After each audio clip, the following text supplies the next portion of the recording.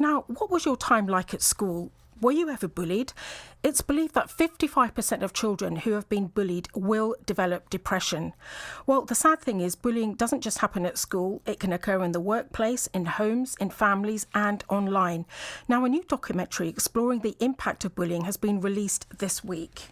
Bullying, something that happens every day in our population. At school, home, online or even at work. We always ask ourselves, why does it happen? What makes the bullies want to do it? Why don't the victims speak up when it happens to them? Can it be stopped? In this documentary, I'll be speaking to victims of bullying and to bullies to try and find out why this happens and how we can prevent it. I will be asking the victims a set of questions to find out more about their experiences. I will also be sitting down with the bully himself to find out what gives him the drive to bully people. He will be sharing with us his experiences of bullying people, how it made him feel, what his life was like at home, and how he feels looking back. Now, the documentary's been made by Chaos Irshad, who experienced bullying at different points of his life, and he joins us live on the line now. Good evening, Chaos. Welcome to the show.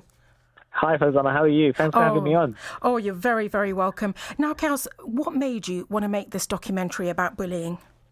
I think it's just a topic that needed to be addressed. I feel that we see a lot of documentaries these days on certain topics, and bullying was something that wasn't really spoken about. And going through it myself in the past as well, I was a victim myself. And as you know, in this day and age, it happens a lot. So I just had to put something strong together just to raise awareness on it. Yeah, and if you don't mind, I mean, could you take me back maybe to the first instances where you said that you felt that you were being bullied?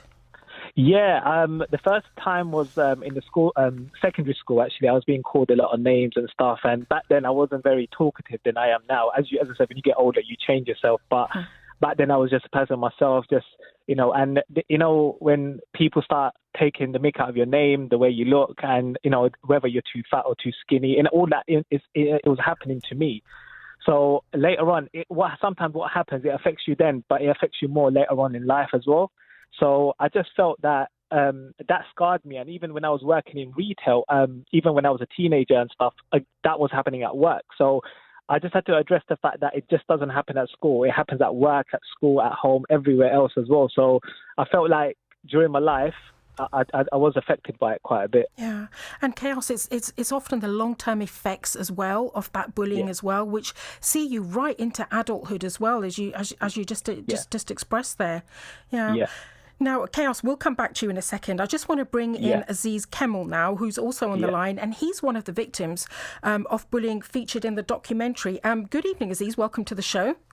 Hi, Farzana. Thanks for having me. Oh, you're very welcome. Aziz, can I ask you, what was your experience of bullying like? I think mine started a little bit early on as well. It was always in school for me. At first, it was just like a bit of fun with a bit of like punches and kicks here and there, and you think it's not a big deal, but then it starts to go on for so long. And then I felt like I kind of got over it when I was in primary school. And then when I went to secondary, it became more of like a thing where people were leaving me out of things and constantly trying to make me feel like I was the unwanted one. But it was very, very, it was a traumatic experience for me, but I definitely feel like I've got over it. Yeah, and in terms of kind of like the long-term impact of that, do you feel there have been a long-lasting impact of that bullying? Yeah, you feel like you're sometimes quite defensive, I think, as an adult when you've been through bullying, because you can, if there's like a slight moment where someone's like taking the mick, even if it's a joke, sometimes it might affect you a lot more than it would others. Mm-hmm. But I feel like I've not got over it, but learned to deal with it in a better way where I won't be so defensive anymore. But it definitely comes back to me sometimes. Yeah, and lastly, Aziz, at the time, did you feel like you could open up to anybody about your experience when you were going through this really painful bullying? No, I felt like I couldn't open up to anyone. Even my friends around me who were seeing it, they weren't really doing much. And then when I would go home, it was, I think my parents picked up on it themselves without me saying anything. And then when they finally said, like, what's going on, then I kind of broke down and opened everything up. Oh, gosh. Well, Chaos, what did you find out along the process of making this film? I feel, putting this together, together was I found out how much it can affect the person, and I feel that everything is connected. When someone goes through bullying, it can lead to depression, anxiety, it can lead to mental health issues, it can lead to a lot of dramatic things in their life, and it can affect their personal life a lot. And people don't really realize. They just feel like bullying is just bullying. They'll get over it. It's not. It's a massive thing, just like depression is. And that's why I felt, even listening to these victims when I was speaking to them in the documentary, it was so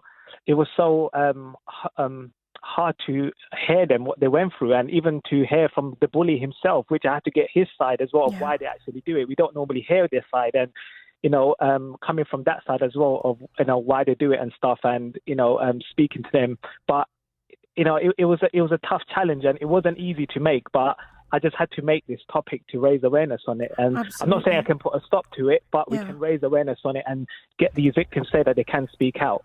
Yeah, and do you know, I remember seeing the young lad in the video who was, he had the turquoise shirt on, and he was talking about the bullying that he encountered from people of his own faith, because they were pointing their finger at him saying, well, you don't pray 5 times a day, so you're not a really good Muslim.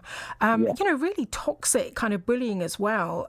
Horrible bullying. Yeah. 100%. Yeah, I feel religion sometimes does have a big part. I mean, I'm a Muslim myself, and, the fact that where sometimes you can get bullied, as I said, these days you get a lot of racist comments as well, and a lot of racist bullying happening at school and work and everywhere as well, of what race you are and stuff, and even if you don't pray 5 times a day and stuff like that. So it was, it's when you look into it, like I had to do a lot of research before. I had to do at least 11 months of research before making this documentary. And it wasn't easy. I had to get a lot of stories from the police and a lot of research online, and then me and Saif Baba, the person I've done a documentary with, we got our heads together, and I had to get someone that had a passion for it to make it as well with me. We've done this on zero budget. Yeah. And I was going to say that, this was completely self-funded, zero budget. What was that like? I mean, did that have any constraints in terms of your kind of your artistic kind of creativity? Yeah, do you know what? I knew it was going to be a tough challenge. I just knew that these days, you need funding for everything. I'm an actor, so, even making a film, you need funding, for every little project. But this, I just knew that, it's going to be, no funding. I had to join team up with someone that, had a passion for it, that knew from day one there's going to be no money involved, but we're going to, it's just to help raise awareness. And luckily, Saif Barber came along, and he's like, you know what, we're going to do it.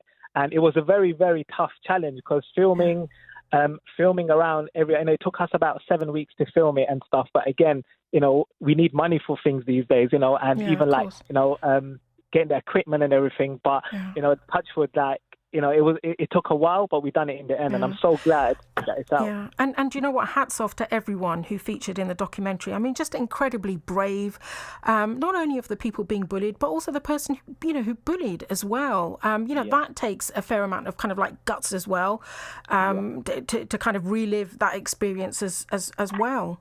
Yeah, 100%. I feel, even speaking to the victims and the bully himself, I feel, when you look into their eyes, when I was speaking to them, they're still, I think, they're scarred in a way where, as Aziz said, you kind of get over it, but it can still haunt you in the future. Yeah. It can come back to you and stuff. And, it's the fact that you can scar someone for life. And that's what I just want the bullies to know, that think before you do it. Yeah. Do you know what I'm saying?